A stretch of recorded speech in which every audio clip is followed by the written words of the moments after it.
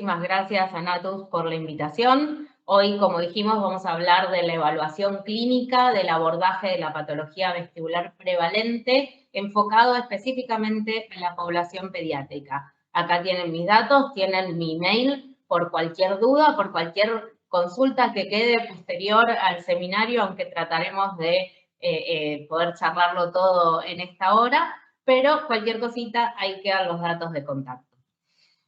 Vamos a empezar pensando cómo entender el sistema vestibular en los niños, en la población pediátrica. Lo primero que tenemos que saber, una cuestión anatómica, es que el sistema vestibular es uno de los primeros sistemas sensoriales en desarrollarse. Es la base, es parte de la base fundamental también del desarrollo de otros puntos cognitivos, neurocognitivos, hitos del desarrollo motor que comienzan con el desarrollo del sistema vestibular. La estructura del oído interno, la anatomía del oído interno, está completamente formada al nacer, pero para un correcto desarrollo va a depender de estímulos sensoriales que tienen que aparecer durante periodos críticos del desarrollo del paciente. Y acá hay algo que nuevamente nos va a llamar la atención de un artículo que tienen ahí abajo la cita, donde tenemos que enfatizar un poco este estilo de vida sedentario que crece cada vez más en el mundo. Hablamos mucho de la exposición a pantallas y de los daños que tienen que ver en la salud, en todo lo que es metabólico, en que los chicos tienen mucha menor actividad física. Eso va a tener que ver con una menor masa muscular, mayor obesidad de los pacientes que estamos viendo hoy en día en el consultorio, y esto interfiere en esos periodos críticos que nosotros necesitamos para poder generar todas las conexiones a nivel central y las futuras funciones cognitivas en las cuales interfiere el sistema vestibular. O sea que tenemos un montón de cosas a las que prestarle atención en el desarrollo del sistema vestibular. Este es otro artículo que tiene este dibujito que está muy, muy práctico, muy bueno, donde entendemos al sistema vestibular como una red. Necesitamos varias cosas para que el sistema vestibular funcione. Entonces tenemos un input fundamentalmente por los receptores gravitacionales, por los receptores somatosensoriales, por el órgano vestibular con los canales semicirculares, el sáculo, el utrículo y la valoración de las distintas aceleraciones, el sistema visual, auditivo, todo eso va a llevar a una conexión central en cerebro-cerebelo que nos va a devolver un output que es donde tenemos que trabajar y evaluar. Tenemos la vía vestíbulo ocular, que se va a encargar más que nada de estabilizar la mirada y de los movimientos cefálicos. Podemos evaluar la vía vestíbulo espinal y vestíbulo cervical, que va a tener que ver más que nada con la estabilidad postural y con el control cefálico. Todo lo que tiene que ver con lo simpático, el ritmo cardíaco, la presión sanguínea, las funciones autonómicas cuando nosotros decimos que aparecen náuseas, vómitos, sudoración, palidez, todo esto reflejo propio del sistema vestibular. Y a nivel central, que es donde tendríamos que ponerle atención, porque son como las nuevas cosas que vamos descubriendo del sistema vestibular, todo lo que tiene que ver con la orientación espacial, con la percepción nuestra de los movimientos en el espacio que estamos ocupando, con la atención, con la memoria, con la concentración, con todo lo cognitivo y emocional a lo que lleva y en lo que interfiere el sistema vestibular. Entonces, es en ese punto que nos ubicamos, que es donde nosotros tenemos que evaluar al paciente. Por ahí tenemos que entrar a evaluar al paciente.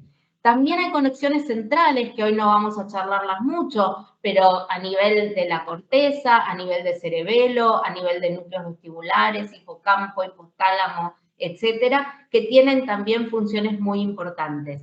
Pero vamos a dedicarnos a evaluar más, digamos, toda la clínica hoy del paciente. Entonces, ¿cuáles serían las funciones del sistema vestibular? Bueno, conocemos todos, sale normalmente hablar de mantener la postura y mantener el equilibrio, pero hay más cosas.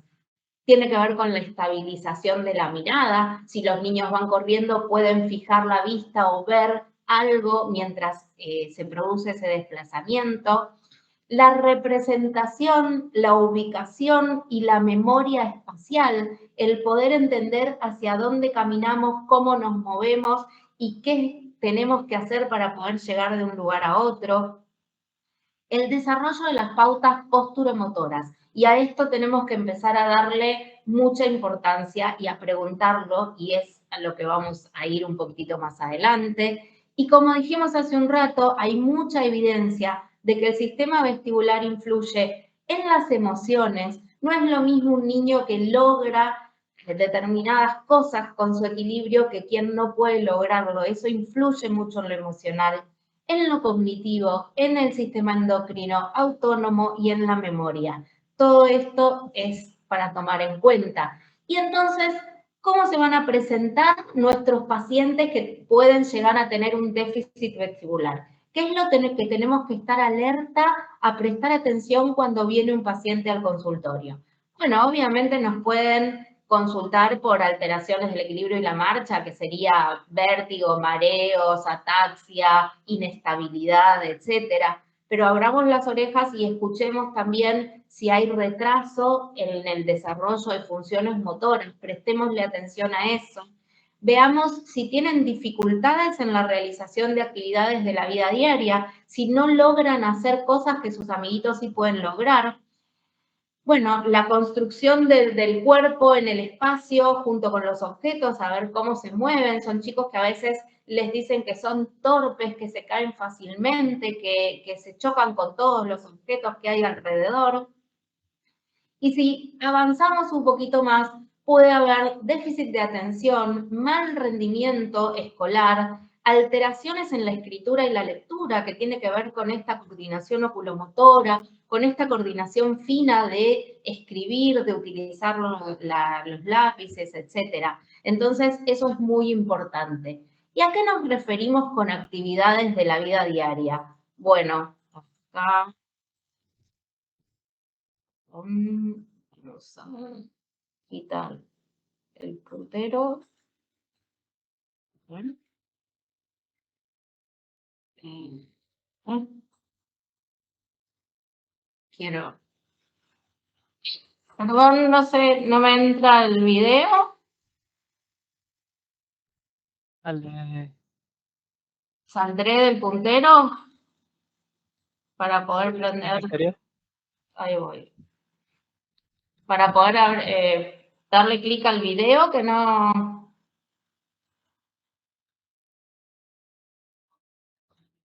Ahí va, ahí va. Entonces, volvemos. Actividades de la vida diaria, correr, caminar.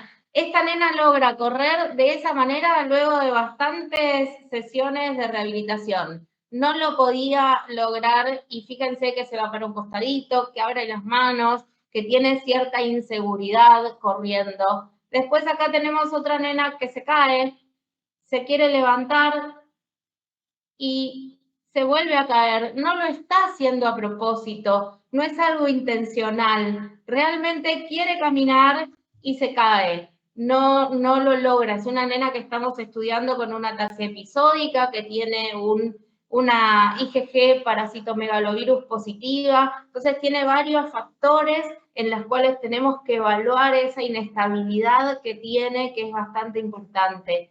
Y después tenemos chicos que van a la plaza, los llevamos a jugar y se asustan y no quieren subir a las hamacas y no quiere bajarse del tobogán y le da mucho miedo hasta que, bueno, lo logró y bajó, pero tenemos que prestarle atención a qué es lo que está pasando de distinto con los chicos en estas edades, ¿sí? Ir viéndolo desde chiquitito. ¿Y qué puede pasar? Puede pasar que yo me encuentre con un estudio que sea de esta manera. Obviamente una vestibulopatía bilateral. Si hay algo que quiero aclarar de los estudios que yo les voy a presentar, que ninguno de ellos está corregido. Yo no borré y lo hago por una cuestión didáctica y porque quiero mostrar realmente lo que podemos hacer con los chicos. No tengo borrados los estímulos que salieron feos. Si salieron feos y se ven así. Esta vestibulopatía bilateral fue de una paciente que entró caminando al consultorio sin ningún problema, previamente sana, donde el motivo de consulta era que no lograba andar en bicicleta sin las rueditas de apoyo. La mamá empezó a preguntar, la pediatra la empezó a mandar a uno a otro profesional hasta que llegó a consultar a la parte de otoneurología. Empezamos a hacer un interrogatorio importante, a ver qué era lo que pasaba, porque aparentemente era todo normal, pero preguntando, era una chiquita prematura de 35 semanas, tampoco una prematurez extrema, pero que por una sospecha de sepsis había recibido gentamicina. Gentamicina es un ototóxico, pero también es un vestíbulo tóxico digamos, en gran manera. Entonces, esto había sido lo que pasó. Luego compensó, caminó, las pautas madurativas eran un poquitito apenas retrasadas, pero la nena había compensado bien. Y ahora cuando la empezamos a estudiar, encontramos esto como base del estudio. Así que, ¿cómo vamos a evaluar el sistema vestibular en los chicos? Y acá empezamos con la primera parte del abordaje clínico. ¿Cuáles son nuestras herramientas? Nuestras herramientas, importantísima, es el interrogatorio detallado, el interrogatorio dirigido. Son los hitos de desarrollo, son la evaluación, como nombramos en el dibujito, de la vía vestibuloespinal, vestíbulo ocular, vestíbulo cervical. La valoración de los movimientos oculares, evaluar si tiene o no un nistagmus, ver cómo camina. Y después hay una batería importante de estudios complementarios que conocemos del adulto. No quiere decir que todas estas son los que vamos a usar, pero son los que tenemos accesos. Obviamente, BNG, BHT, BEMS, posturografía, etc. Depende de lo que cada centro pueda llegar a tener. Pero las bases, los cimientos más importantes sobre el cual se va a sostener un buen diagnóstico es en el interrogatorio, en el examen físico y en los estudios complementarios adecuados. No cualquier estudio, no todos los estudios, ¿sí? Entonces vamos a dirigirnos a eso. Vamos a empezar por lo que todos preguntamos todo el tiempo quienes trabajamos en la parte de otoneurología. Y empezamos a preguntar por el síntoma, por vértigo o mareo, cuando el paciente consulta con síntomas, ¿no? Obviamente. Y entonces le preguntamos cómo es esa sensación, si siente que le giran las cosas, si siente, los chicos suelen decir que las cosas, la casa le da vuelta, que el piso se mueve, que es más, hay veces que las cosas están inclinadas y hablan de la inclinación del plano cefálico, del plano horizontal. Es muy rico escuchar cómo los chicos lo expresan, ¿sí? Después le preguntamos cuándo o cómo comenzó, si fue de golpe, un día a la mañana se despertó y se sentía así, si en un momento empezó a sentirlo pero no le dio demasiada importancia y la reiteración de los episodios fue lo que le causó esa llamada de atención. ¿Cuánto le dura el episodio? Y entonces acá tenemos que charlar bien con los chicos a ver cuánto tiempo, porque pueden asustarse también. Entonces, te dura unos segunditos que ya te sentaste, quedaste quieto y se te pasó, o tuviste que esperar un rato que estén con vos, que charlen y recién ahí es que te sentiste mejor, o fue toda la mañana, o fue todo el día. Digamos, tratar de buscar el lenguaje y la forma de que ellos puedan expresar de acuerdo a lo que conocen estas preguntas que le estamos haciendo. Cada cuánto aparece, es decir, si fue una vez y no se fue y fue todo largo, o si una vez por semana, una vez cada 15 días, todos los días, cuál es la periodicidad de aparición de ese síntoma. Después le preguntamos si hay algún factor desencadenante, si aparece cuando salta, si aparece cuando corre, si aparece cuando juega con las pantallas, si aparece cuando va al cine, si aparece si se mueve.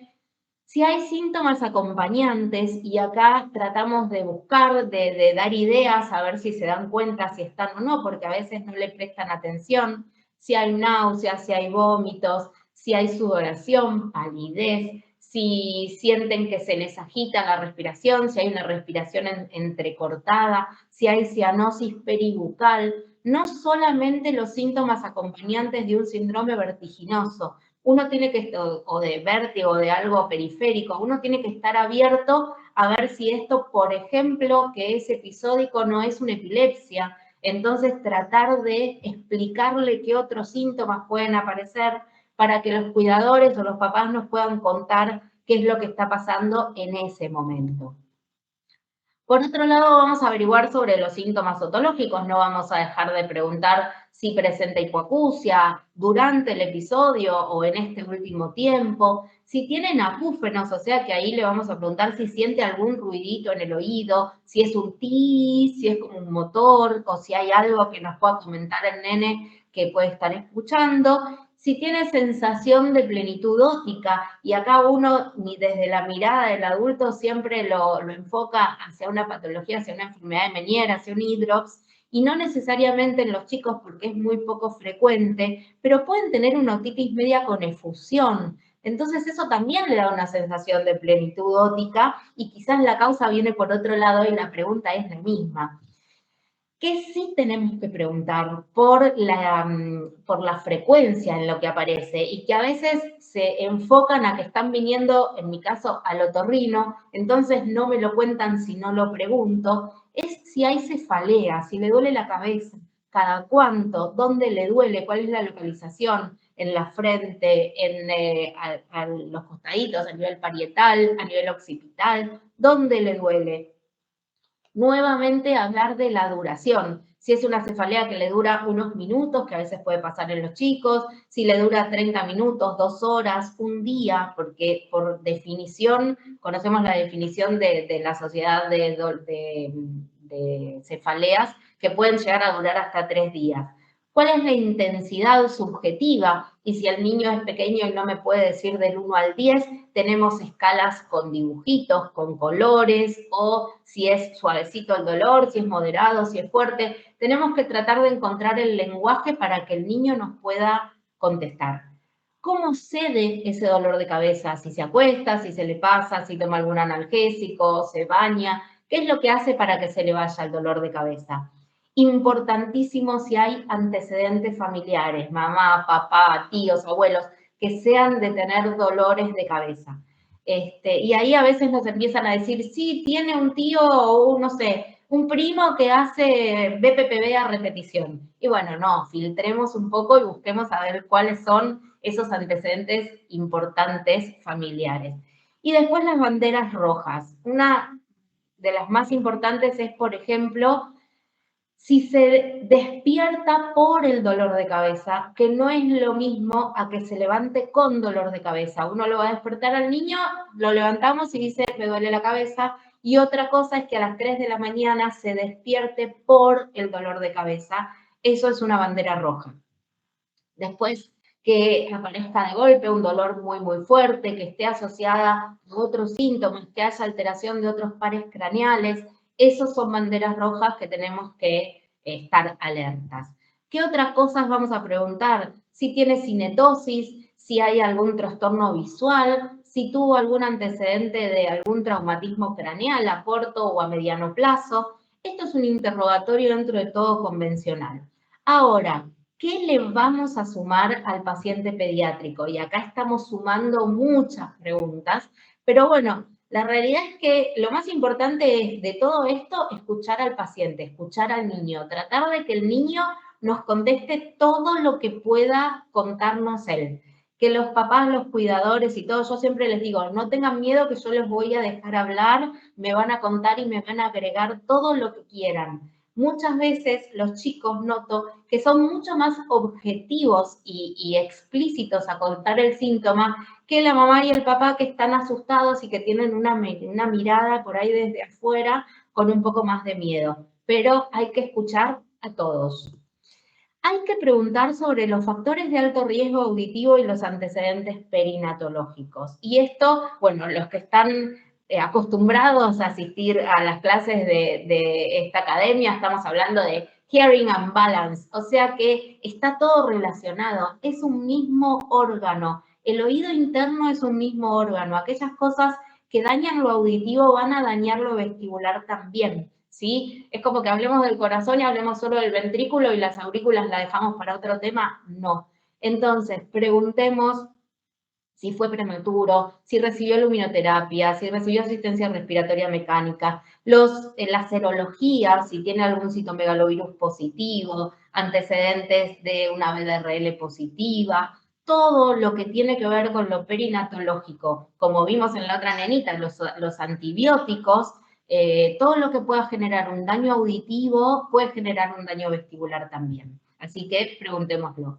Las pautas de desarrollo, a qué edad sostuvo la cabecita, a qué edad empezó a sentarse solito, a qué edad empieza a caminar, a gatear, cómo se moviliza, cómo camina, cómo está con las actividades de la vida diaria, si puede jugar, correr, saltar, subir escaleras, si va a la plaza, si puede lograr todos esos hitos.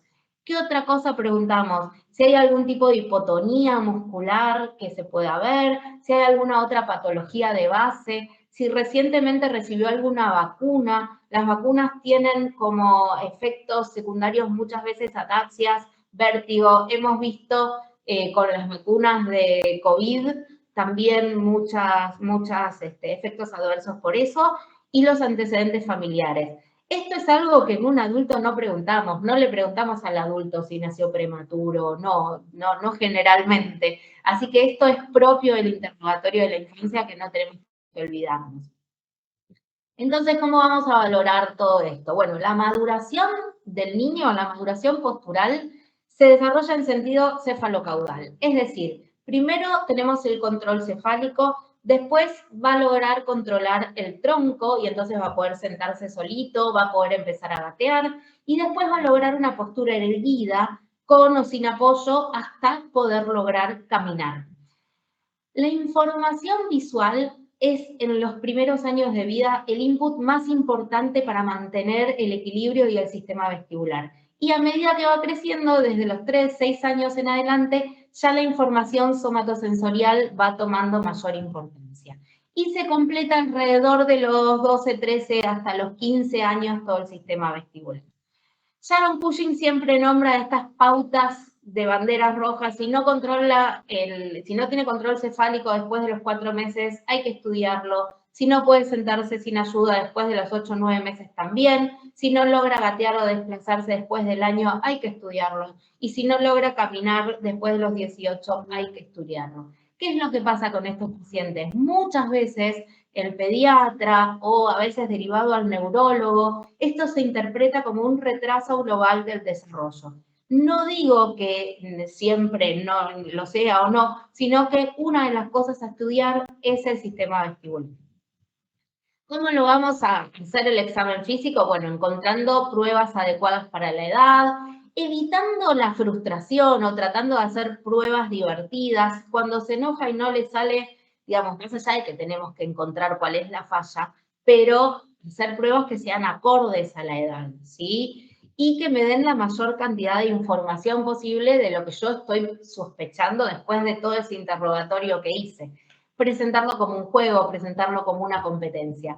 Tener en cuenta que el examen vestibular completo, parecido, entre comillas, al de los adultos, después de los 4 o 5 años podemos llegar a lograrlo. Ahora, en los chicos más chiquitos vamos a tener que buscar algunos recursos distintos, tomar toda la información posible de los padres, el relato de los maestros, de los cuidadores, pedirles que hagan videos caseros con el celular para poder ver qué es lo que pasa en ese momento, porque quizás en el consultorio no lo vemos, cuáles son los antecedentes y cuál es la epidemiología, qué es lo más frecuente para poder saber en qué pensar. Ya en el 74 y nuevamente en el 2019, y nuevamente lo decimos todo el tiempo, para que una prueba, digamos, lograr un estudio completo, divino, con todas las condiciones en los niños, rara vez logramos un estudio ideal, pero necesitamos buscarlo y tratar de encontrar. ¿Qué es lo que hago yo? Bueno, cuando entra al consultorio y como voy a tener un interrogatorio bastante largo y voy a querer tomar confianza con los chicos, voy a dejar sobre el escritorio un par de juegos. Un par de juegos que parecen, no sé, casuales, pero que no lo son. Con estos juegos, mientras me cuentan, mientras hablo con los papás, voy viendo cuál es la coordinación que tiene ojo-mano, la motricidad fina, la de motricidad gruesa, la dismetría, cómo engancha, cómo pone, los movimientos, la marcha libre, con las pizarras o las hojas con un crayón para dibujar. Hemos visto y hemos logrado ver una nenita con mucha tortícolis al momento de escribir, y acá tenía más que nada una parecida al cuarto par, pero es algo que a tener en cuenta. Y después vamos a tratar de hacer las pruebas tradicionales, adaptadas lo mejor que podamos. Un Romberg, una marcha en tándem, que a veces le hacemos dibujitos en el piso para hacerle como desafíos, para lograr a ver cómo lo hacen. La prueba de indicación de Barani, para todo lo que es exploración oculomotora, yo suelo usar títeres o dibujitos o algo que le llame la atención. Y la escalera que tengo para subir a la camilla muchas veces es parte de un circuito para ver qué es lo que está pasando con la marcha. Conocemos la prueba de Romberg, el paciente se queda paradito, puede tener los brazos a los costados, puede tenerlos sobre sus hombritos, pero se mantiene en el lugar. Si hay una lateralización, esto me está marcando alguna alteración de ese lado, homolateral.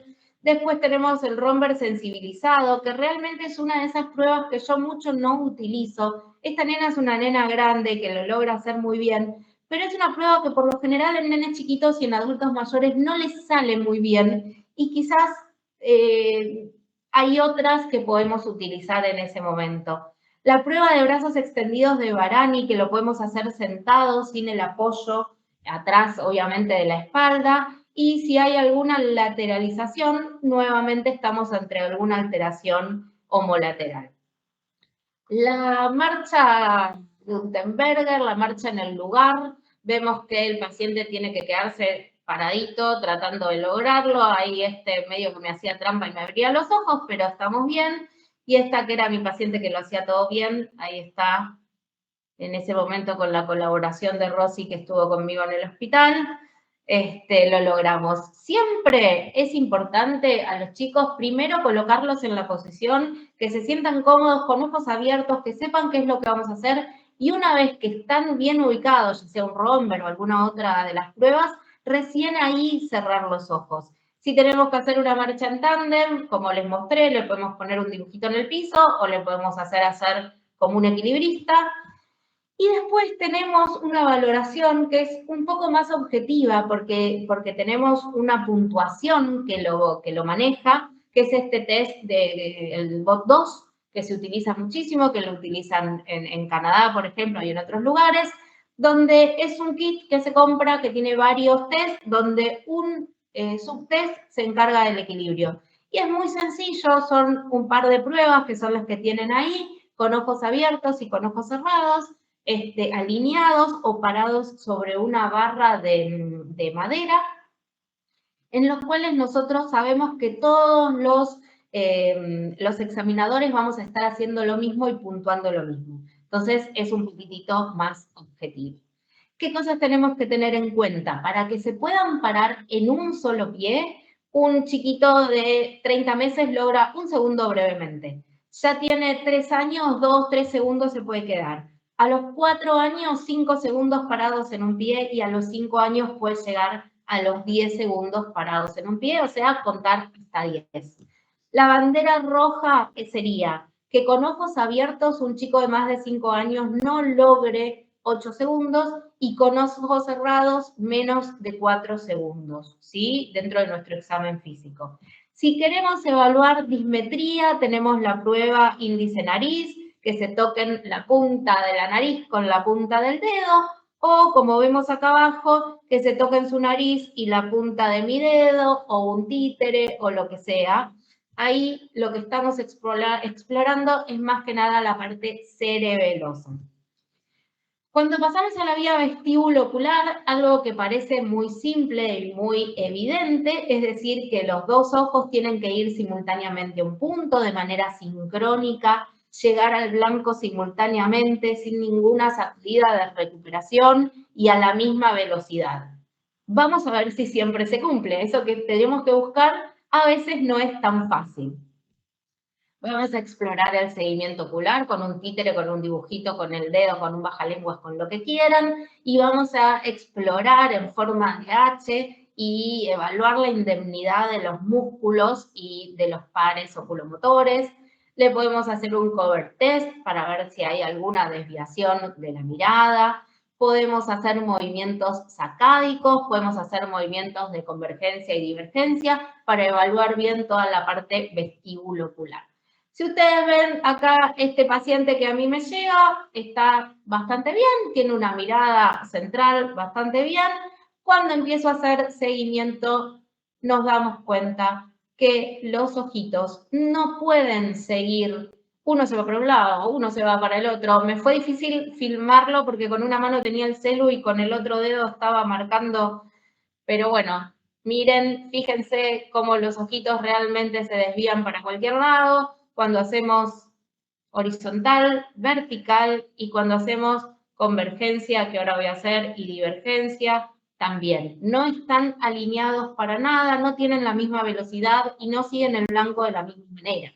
¿Qué es lo que pasa? Con ese nene, el estudio me da este resultado, ¿sí? A ver, y es algo que por la patología, por interrogatorio, por todo lo demás que yo evalúo, no estoy esperando un chico con una vestibulopatía bilateral. Acá tampoco vemos acaicos compensatorios, nada. O sea que es importante que evaluemos todo lo oculomotor para saber qué esperar del estudio, para saber qué estudio pedir, ¿sí? Si seguimos, acá tenemos otro paciente que tiene un seguimiento lento alterado. Fíjense cómo hace escaleritas para poder seguir el punto, la virome que yo le estoy mostrando. Acá, más que nada en el horizontal, más que en el vertical. Y acá otro chico que se ve un poquito mejor. Fíjense cómo va saltando de un lado, no es un seguimiento lento armónico, sino que tiene todos movimientos entrecortados para poder realizarlo. En el vertical también, más que nada se ve cuando estamos más hacia la derecha, ¿sí? Hay un seguimiento lento alterado. Importantísimo hacer un test de impulso cefálico, ya no falta dentro de la exploración vestíbulo, digamos, toda la exploración vestibulocular y toda la exploración otoneurológica, nadie se queda sin hacer un estímulo, un test impulsivo cefálico. Buscamos el laberinto hipovalente, buscamos la presencia de sacadas correctivas, ¿sí? Por ejemplo, les voy a spoilear para que sepan bien que este nene tiene una vestibulopatía unilateral izquierda, así que miren bien cuando le giramos la cabecita hasta este lado, que sería el izquierdo. Entonces, hace sacadas, ahora van a ver, ahí se vio, ahí no, y ahí sí. Digamos, se ve la sacada correctiva. Hay que estar entrenado, hay que darle tiempo. Es difícil evaluarlos con estos videos, pero ahí se ve. ¿Y cómo lo confirmamos? ¿Cómo lo buscamos? Y bueno, ese día, ese chico tenía este estudio, donde vemos una neuritis vestibular izquierda con una disminución de la ganancia, con sacádicos correctivos del izquierdo. A la semana, esto es un 12 de abril, esto es un 18 de abril del mismo chico, ven cómo estas sacadas se van aumentando, no, digamos, pasó poco tiempo, mejoró un poquito, clínicamente estaba muchísimo mejor, casi nada, venía bárbaro, y tarda un poquitito más en mejorar el estudio, pero ahí se ve cómo va en vías de compensación. Podemos explorar los canales semicirculares, obviamente, como cualquier BPPV que estamos acostumbrados a evaluar, los canales horizontales también, con las mismas maniobras, y nunca olvidarse de hacer una buena otomicroscopía. Mirar el oído, por lo menos yo desde la otorrinolaringología no me lo puedo perder, que no haya una otitis con efusión, que no haya una laberintitis por una otitis complicada, que no haya un colesteatoma, que esté comiendo, horadando la parte de los canales semicirculares, así que es muy importante para mí mirar bien el oído. Estudios complementarios hay un montón, digamos, hay de todo para pedir. BNG-BHT, los BEMS, la posturografía, estudios de imágenes, tomografía, resonancia, puedo necesitar un electroencefalograma, un potencial, una electrocopiografía, y hasta cuando vienen por guardia se puede necesitar pedir tóxicos en orina por sospecha de la ingesta de, no sé, algún medicamento de la cartera de la abuela, o, no sé, anticuerpos anticocleares. Hay muchas cosas por pedir, pero no se pueden ir los pacientes con una lista larguísima de cosas por hacer. No nos olvidemos que estamos hablando de pacientes pediátricos. Si yo le voy a pedir una resonancia porque se me ocurre que puede llegar a necesitarlo, no se olvides que en estos chicos vamos a necesitar hacer una sedación, una anestesia que puede requerir un estudio prequirúrgico, un estudio de laboratorio, sacarle sangre, hacerle un electrocardiograma, puedo necesitar un electroencefalograma y depende de cómo sea ese electroencefalograma, lo puedo hacer en su casa o lo tiene que hacer en algún otro lugar donde tiene que dormir afuera. Puedo necesitar imágenes y ahí también estamos hablando de la irradiación que uno le puede hacer a los chicos. Y la verdad es que los únicos que se portan bien y se bancan todo eso son los de la fotito que ponemos ahí, porque tanto los chicos como los papás se cansan a veces cuando son muchas las cosas que pedimos. Así que enfoquémonos, como dijimos, en un buen interrogatorio, en un buen examen físico y en pedir lo que es más adecuado. Para mí, básico, que no me puedo perder, es la videonistagmografía y el video Head Impulse Test, que los aparatos fueron mejorando, fueron cambiando, fueron evolucionando. Yo uso el Impulse, que lo tengo en el hospital, en el consultorio, que me es muy práctico con los pacientes pediátricos, que cada vez incorporan más cosas. ¿Y qué podemos evaluar con esto? Podemos evaluar todos los movimientos oculares, seguimiento lento, sacádicos, optokinéticos, presencia de nistagmus, pruebas posicionales, los valores de ganancia del reflejo vestibulo-ocular en los 6 canales. Acá vamos a ver un pacientito para hacer el estudio fácilmente. Tenemos un punto que yo pongo un sticker, estamos calibrando, derecha, izquierda, derecha, izquierda, derecha, izquierda. Es un niño pequeño, la verdad es que bien, uno lo presenta como competencia, le decimos que mire el puntito y yo para hacerlo perder le voy a mover la cabeza y él me tiene que ganar manteniendo los ojos en el punto. Y realmente movimientos cortitos, rápidos, para un lado y para el otro, aleatoriamente, algunos sale mejor y otro más o menos, esos salen bien y hacemos un estudio, ¿sí? El desafío es querer mostrar un estudio así, como de punta en blanco, precioso, con ondas divinas y todo. A veces lo logramos, otras veces no, depende del paciente que tengamos. Fíjense, los ojitos, la nariz, la postura, no es lo mismo. Lo más importante es poder explicarles qué es lo que vamos a hacer, ¿sí? Para que sepan que es como una antiparra de las que usan en la pileta, que no va a hacer nada que duela, que pinche, que moleste, que vamos a hacer un juego, que va a estar un poco ajustado, pero que es cortito. Y entonces la verdad que explicándolos logramos hacer muchas cosas.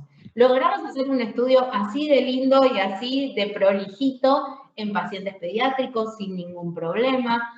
Tenemos pacientes muy chiquitos, fíjense, estas dos pacientes, la de arriba es una nena con una hipoacusia, así que fue bastante complicado, pero salen bien. Los chicos tienen pestañas largas y eso a veces me hace aparecer acá algunas curvas que obviamente no son sacádicos, pero que tienen que ver con sus ojitos, ¿sí? Y que tenemos que tenerlas en cuenta. Les dije, estos estudios no están filtrados, ni limpiados, ni limpitos, ni nada, están preparados para que los vean como me salieron. Otro punto es que se concentren en lo que tenemos que hacer, más allá de jugar y mostrarle y poner el cuerpo, qué es lo que pasa con el estudio. Acá tenemos un estudio que, si a mí me lo muestran, yo digo, bueno, tenemos el lado derecho con un 0,73, está un poquitito bajito, hay sacádicos compensatorios, podría llegar a decir que pueden ser over-cover de los dos. No me termina de gustar, pero ¿sabes lo que pasa? Yo interrogué y vi a este paciente y este estudio no me convence con la realidad. Entonces se lo repito. ¿Y cómo saben que se lo repito? Porque ahí tienen, digamos, el mismo día a las 16:48, el mismo día a las 16:51. no está borrado nada, ¿sí? Cuando le explico, se concentra, le pido a veces al papá que me ayude, que le muestre el puntito, que no sé, compitamos de alguna manera, tenemos un estudio perfectamente normal, ¿sí? Vamos a la segunda parte, que nos queda un rato. Vamos a compartir un poco los números y la patología prevalente. Sabemos que los chicos no son adultos en miniatura, no tienen las mismas prevalencias, las mismas patologías. Y es muy importante separarlo según el rango etario, ¿sí? Yo les voy a presentar esta serie que se hizo en un periodo de 8 años en el hospital. Son 748 pacientes, 379 nenas y 369 varones. La verdad es que a medida que yo voy aumentando digamos, la cantidad de pacientes que incorporo en el seguimiento, siempre me queda muy parejito en varones y nenas. Cosa que quizás en adultos, ahora vamos a ver, se ven como patologías más frecuentes en mujeres. Pero la verdad que a mí siempre me da muy parejo. La mediana de edad de 9 años. Entonces, acá viene el punto, acá viene el llegar al tesoro. Yo quiero llegar al diagnóstico de mi paciente. ¿Qué es lo que tiene? ¿Qué preguntas me hago? ¿Cómo llego hasta ese tesoro? Primero, saber en qué diferenciar o cómo pensar distinto mi paciente pediátrico.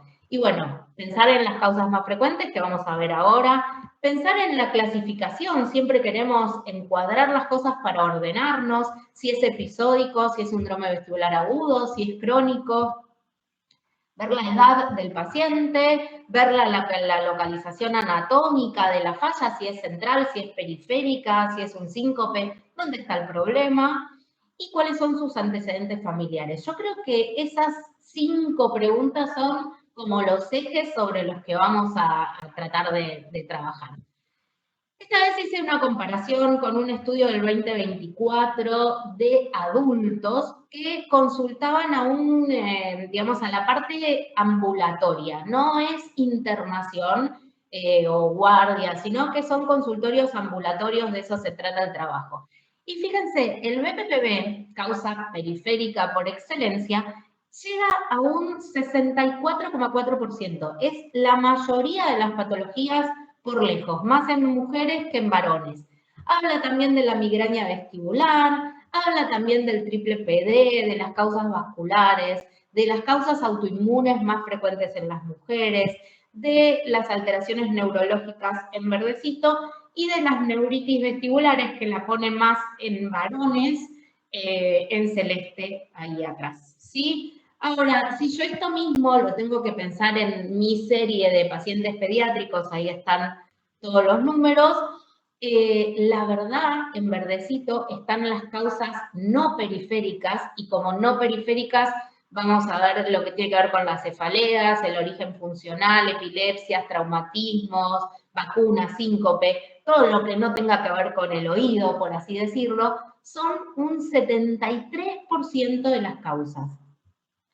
Wow. Las causas periféricas puras del otorrino, podemos decir, están en el 19%. Y ahí tenemos a la neuritis vestibular, al BPPV, a la otitis media con efusión, a la hipoacusia súbita, que subieron bastante nuestra estadística cuando por el COVID tuvimos varias causas de neuritis y de hipoacusia súbita post-COVID, las vestibulopatías, las laberintitis, los hidrox, esos están acá en las periféricas, que son el 19%. Y otros trastornos, ahí hay todo mezcladito, un 8%. Aquí quiero destacar que 326 pacientes, que son un 43% del total, están englobadas dentro del grupo de las migrañas, ¿sí? Las cefaleas primarias, de cualquier causa, una migraña con aura, sin aura, una cefalea tensional, ese tipo de cefaleas hay bastantes. El vértigo recurrente de la infancia, entendiéndolo como un equivalente migrañoso, lo incorporamos dentro de la clasificación de cefaleas, por eso lo marco acá, también es muy importante. Y la migraña vestibular, definida o probable con eso, tenemos un 43,6% de toda nuestra población, o sea que hay que estudiar bastante esto, hay que prestarle atención. Si esa misma tablita ahora la clasificamos distinto y vamos a lo que sería un síndrome vestibular agudo, episódico o crónico, o sea, cada cuánto le aparece en nuestras preguntas, tenemos que el síndrome vestibular episódico está en un 72%, el síndrome vestibular agudo en un 16%, y acá fíjense, la neuritis vestibular, pero también tenemos muchas cerebelitis agudas y posinfecciosas, como las ataques, llaman ataxias agudas, que también son muy frecuentes en la población pediátrica, ¿sí? Ahí hasta tengo un poquitito más de cerebelitis que de neuritis vestibulares, ¿sí? Los vértigos postraumatismos, que no serían periféricos, pero también son agudos, la hipoacusia súbita, las laberintitis en pacientes como complicación de una OMA, bueno, el vértigo postvacuna que ya hablé, tenemos bastantes. Ahora, para mí el punto a estudiar un poco más, a profundizar un poco más y a tener más casos, viene desde el síndrome vestibular crónico. Yo creo, ahí en vestibulopatías bilaterales tengo 9, pero si comenzáramos a estudiar un poco más a los pacientes con hipoacusia, esto de que venimos hablando de que el oído interno es un órgano completo, es todo junto, si tendríamos más estudios de los pacientes pre y post implante coclear, si enfocáramos más hacia ese punto, yo creo que los crónicos serían un poquito más, ¿sí? Ahí es como que tenemos que ir creciendo en esa evaluación. Siguiendo con la comparación con este trabajo que es del 2024 con adultos, también acá dividieron según rango etario, que es lo que decíamos que hacemos también en los chicos. Fíjense, el BPPB se ve más que nada en pacientes más grandes, en pacientes mayores, el vértigo vascular también, la migraña vestibular es más frecuente en pacientes jóvenes, y la neuritis vestibular, que acá está en verdecito, también es más frecuente en pacientes más jóvenes, aunque tiene un segundo pico después de los 60 años que también puede aparecer. Entonces, ahí lo vemos con la distribución por rango etario. Nosotros en mi serie dividimos con esta clasificación de la Organización Mundial de la Salud y los dividimos en chicos menores de 5 años, de 6 a 11 años y de 12 a 18 años, que es la adolescencia. Y en este rango etario vemos que el vértigo recurrente de la infancia se lleva la mayoría de los casos, pero casi un tercio de los casos de los pacientes de este rango etario, para tomar en cuenta. Después tenemos como diagnóstico diferencial más importante la cerebelitis aguda. No aparece tanto el dolor de cabeza, la migraña como dolor de cabeza, sino como este vértigo recurrente de la infancia. Y después tenemos entidades como la laberintitis por la gran cantidad de otitis media aguda que hay en pacientes de estas edades, la otitis con efusión o los traumatismos. En pacientes de 6 a 11 años, que sería mi etapa media, también las cefaleas son lo más importante, las cefaleas primarias o las que son migrañas vestibulares, y empieza a disminuir un poquitito el vértigo recurrente, pero también aparece. Y escala posiciones este vértigo funcional o emocional, que tiene que ver con las emociones o con lo psicosocial, podríamos decirlo, que también interfiere mucho en los pacientes. Y van subiendo de a poquito el BPPB y las neuritis vestibulares. En los chicos más grandes, de 12 a 18 años, entonces sí, las cefaleas otra vez están a la cabeza, lo funcional es muy importante en esta edad de la adolescencia, y también tenemos la patología del adulto joven. La neuritis vestibular aumentaron, el BPPB, el vértigo postraumatismo. No son los mismos los traumatismos de los niños menores de 5 años, que tenían más que ver con caídas de altura, etcétera, que los traumatismos en chicos de 12 y 18, que por ahí tienen que ver más con deportes más de riesgo o con accidentes en vía pública o algo que tenga que ver con eso. Y dentro de, como nombramos la neuritis, el síndrome de Ramsay-Hunt está también un poquitito relacionado. Hasta acá nombramos un buen interrogatorio, un buen examen físico, mostramos varios estudios que nos pueden aclarar el panorama, vimos un poco de la epidemiología de cada edad y vamos a llegar a las conclusiones en tiempo bueno. tratar de adaptar el interrogatorio a la edad pediátrica, tratar de invertir la mayor cantidad de tiempo en un buen interrogatorio, en sacar toda la información que podamos. Realizar una evaluación, clínica menos estructurada y basada más en el juego, en la interacción, hay que poner el cuerpo, hay veces hay que sentarse en el piso, acostarse, ponerse, jugar con los chicos. Confirmar el diagnóstico con los estudios complementarios adecuados, tener el sustento y la confianza con estos estudios básicos que nombramos y que usamos como mínimo. El resto de los estudios, seleccionarlos cuidadosamente, a ver qué más vamos a solicitar, digamos, como base yo tomo el BNG-VHIT y seleccionar a ver si sospecho de otra causa, qué otros estudios, bueno, seleccionarlo cuidadosamente. ¿Y qué me va a ayudar a seleccionar también esto? Trabajar en equipo, poder consultar con un neurólogo, a veces con médicos pediatras que se encargan de trastornos del metabolismo, ver si es una ataxia, si hay alguna otra causa, más que nada, digamos, trabajando en equipo con los rehabilitadores, en equipo con, ya digo, neurólogos, pediatras, oftalmólogos, etcétera, es muy, muy, muy rico.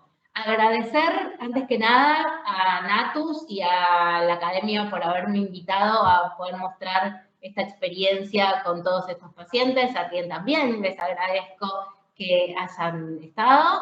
Y bueno, muchas gracias. La idea con los pacientes pediátricos es llegar al punto de la creatividad. Uno tiene, o siempre estudiamos, buscamos los conocimientos, la experiencia y poder, no sé si al último, pero al punto de usar la creatividad, eso es a lo que uno apunta para poder evaluar estos pacientes. Muchísimas, muchísimas gracias a todos por escucharme. Y ahí voy a salir a ver si podemos tener espacio de preguntas. ¿Ahí estoy, Miguel? Perfecto, perfecto. Muy gracias por la excelente presentación. Veo Gracias. mucha participación. Tenemos en un momento 200 personas atendiendo. Hay mucha gente diciendo, poniendo muchos emoticons con relación a celebración y que le gustó mucho. Yo también aprecio mucho la presentación. A todos los que estuvieron. Tenemos varias preguntas bien interesantes. La primera es, si recomienda en especial un libro de otoneurología pediátrica, el cual puedan usar para complementar o mejorar su conocimiento. Ok. A ver, la realidad, si me preguntás, yo vengo sacando y vengo leyendo y vengo estudiando de varios lugares. Es tan amplio que la verdad es que uso muchas cosas de neuropediatría. Más que nada me tuve como que leer y formar en la neuropediatría para poder entender un poco mejor las cefaleas, el tratamiento, el seguimiento, etcétera. Como otoneuro, solo la parte, digamos, de otorrino, como pediátrico, sinceramente yo les recomiendo buscar artículos que están muy bien, que hablen de neurodesarrollo. Hay gente que trabaja muy bien, no quiero nombrar porque me voy a olvidar de gente, pero artículos del Dr. Jacobson, Silver Wienerbacher, Sharon Cushing, hay un montón, un grupo en Bélgica. Me parece que eso es lo que está más actualizado. Después ir a la anatomía del neurodesarrollo y realmente, ojalá sería re lindo ponernos a armar un libro, me encantaría, creo que sería mi sueño, pero juntar un poco de todo eso, un poquito de todos lados, porque necesitamos esa interdisciplina. Correcto. También tenemos la pregunta en base a su experiencia, ¿cuál es el canal que ve más afectado? Porque vimos un sumario de los casos, pero como no hablo del canal, pues entonces creo que esa es pertinente. A ver, con los niños más pequeños, la realidad es que evaluar los canales semicirculares verticales muchas veces se me hace difícil. Los horizontales son muy sencillos, uno lo puede hacer fácilmente y he tenido chicos de 2 años y medio que jugamos y participamos y lo pueden hacer. Algo bueno es que yo le tengo mucha confianza, para mí es muy fiel el equipo. Muchas veces no llego a las 20 promediaciones, pero con 3, 4 que logre, 5 más que logre que el niño preste atención, ya me da una información muy válida. Ahora, si tengo más derecho o izquierdo, sin temor a equivocarme, te diría que derecho. Tendría que revisar la estadística, pero si viene por ahí, sería derecho. Y verticales lo hago más que nada en mayores de 9 años y se tienen que concentrar y todo eso. La concentración es importante. Muchas gracias. También ¿has encontrado alguna relación entre vértigo, desequilibrio con niños con hiperactividad o algún grado de autismo? A ver, no directamente, se hace bastante difícil evaluar a esos chicos, ¿sí? En principio, obviamente, es un espectro, hay diferentes grados. Tengo evaluados muchos chicos con distintos grados de trastorno de espectro autista. Hay quienes no puedo evaluar porque no se dejan ni siquiera agarrar la cabecita, no soportan no podemos lograr el contacto. Entonces, más allá de las gafas, uno dice, bueno, yo necesito que se ponga las gafas, aunque se ponga las gafas, no logran el movimiento. Pero la verdad, muchos chicos con trastornos del espectro autista nos los derivan otorrino por descarte de hipoacusia, ¿sí? Son chicos que por ahí no hablan, no se comunican, entonces estamos acostumbrados a que lleguen por descarte de hipoacusia. Y ahí sí empezamos a hablar y le preguntamos a la mamá si se cae muy frecuente o algo de eso. Si hay alguna alteración en la audición, yo trato de hacer tipo un screening vestibular también. Y no necesariamente por esta condición yo encuentro más alteraciones vestibulares. Perfecto. Y ya que estamos en esa área, hay otra pregunta bien interesante con respecto a realizar una prueba calórica en niños. ¿Qué sugiere hacerla más con aire, con agua? Porque en el lugar de trabajo siempre se la piden, pero ella la encuentra demasiado difícil. Entonces, quería saber un poquito más de su experiencia, ¿no? Al principio, cuando yo empecé haciendo pruebas calóricas porque tenía otro tipo de equipamiento, donde, es más, empecé y el VHT recién empezaba a aparecer acá en Argentina, entonces teníamos las pruebas calóricas. En chicos de 8 o 9 años para arriba, recién logro realizarlas. Lo que me pasaba es que tenía que explicarles muy bien y realmente se asustan mucho porque les genera vértigo, digamos. Cuando uno está acostumbrado a hacer un test de impulso cefálico, no lo mareamos al paciente, lo movemos, pero nada más. En las pruebas calóricas le estamos generando, queremos buscar que se maree, pobre. Y lo que me ha pasado es que se asustan tanto que me pasa que del segundo oído ya no me dejan realizarla, o que muchas veces lo que se habla mucho de la concentración, que están tan asustados que me pasó que empiezo del lado derecho y me da una hipofunción derecha, y si empiezo del lado izquierdo, me empieza a dar una hipofunción izquierda. Digamos, por donde empiezo se asustan y eso me pasaba por lo menos al principio, ¿sí? Esa fue mi experiencia. Entonces traté de cambiar de lado a ver si eso me cambiaba algo y sí. No hice muchas calóricas porque tuve suerte de poder buscar tener resultados con este otro equipo, pero hay algunos, como siempre, hay algunos que me pueden salir bien, pero se me presentaron más dificultades y fue un tanto más difícil. Quiero informarle que hay en la área de preguntas hay muchos comentarios de felicitaciones. Pero no tenemos mucho tiempo. Quiero poner por lo menos 2 preguntitas más si tiene tiempo, doctora. Sí, Una es, recomienda, de acuerdo a su experiencia, enfoques de rehabilitación vestibular, de estimulación temprana, psicomotoridad, de acuerdo a la edad. Entonces, porque sí mencionó sobre que tenemos que ponerlos en diferentes etapas etarias, ¿no? Pero en base a su experiencia, ¿cuál es esa estimulación temprana en psicomotoridad y según esas etapas? Es una excelente pregunta, está buenísima. Es un poco a lo que tenemos, es lo que se viene para mí. Es lo que se viene el buscar la rehabilitación vestibular y la estimulación de los pacientes tempranamente. Como decíamos, si logramos evaluar estas vestibulopatías tempranamente, como por ejemplo en un paciente con una hipoacusia o un paciente con un CMV, que no necesariamente tiene que tener una hipoacusia, puede tener una vestibulopatía por un citomegalovirus y que no tenga una hipoacusia y que solo afectó, digamos, la parte vestibular. Lo hemos visto, tengo pacientes.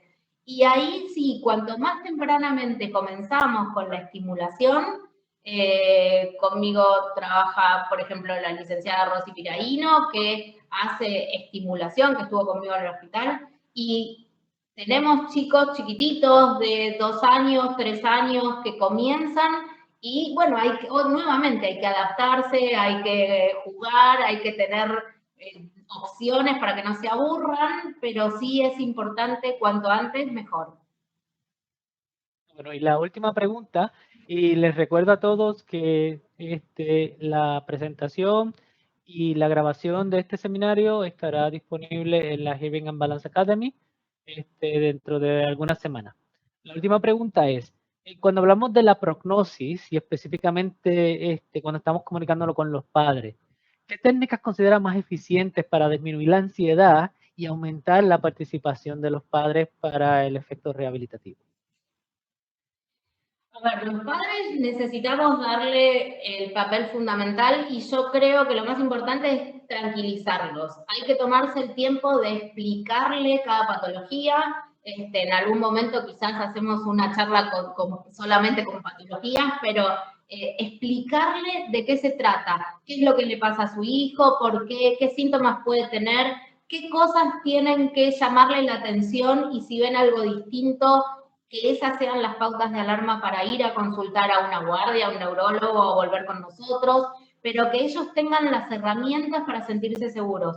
Si los papás se sienten seguros para contener a los niños, los chicos la van a pasar mejor y van a poder estar más tranquilos también.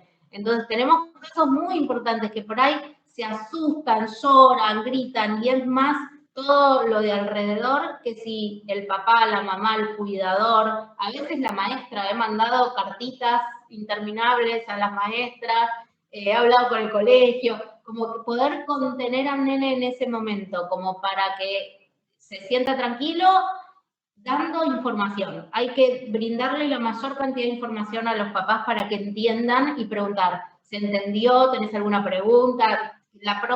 Vení la próxima consulta, anotá las preguntas, decime todo lo que pienses y lo volvemos a charlar.